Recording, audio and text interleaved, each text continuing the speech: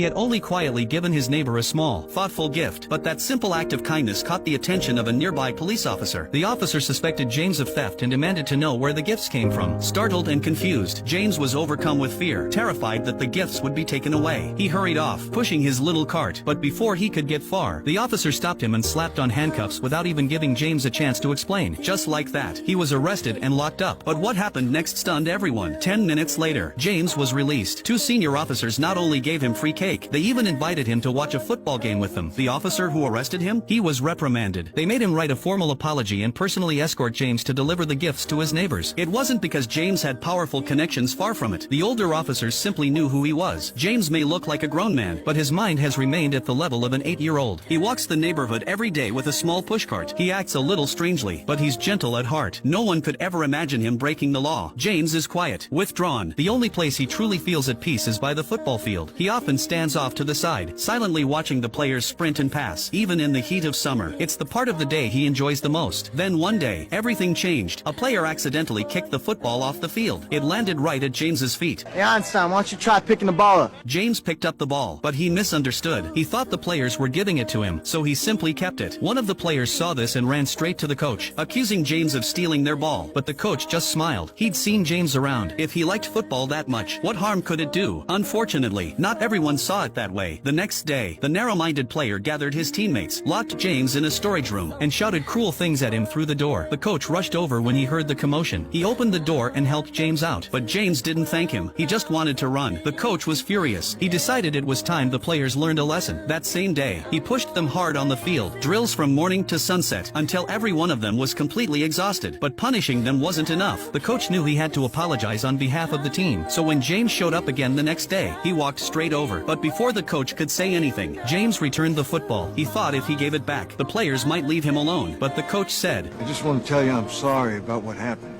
I thought you needed to hear that from someone. Still feeling responsible, the coach asked James to join the team as his assistant. James didn't answer right away, but that night, when the team played a home game against Baker High, he showed up quietly on the sidelines. His eyes were full of hope. The coach saw that look, so the next day, when James appeared again near the training field, he asked an assistant to bring him a bottle of water. But when the assistant got close, James instinctively backed away, so the assistant gently placed the water in James's cart, to show he meant no harm. When James finally drank it, the coach knew this was the right moment. He spoke kindly, once again inviting James to join the team, and this time, he didn't just use words, he took action. He welcomed James into the team's inner circle. James came along, though he still said nothing. He wouldn't even say his name. He just tinkered with an old radio in the office. The coach figured he just needed more time, so he didn't push. Instead, he treated him to burgers and soda, and even gave James a ride home. Before leaving, the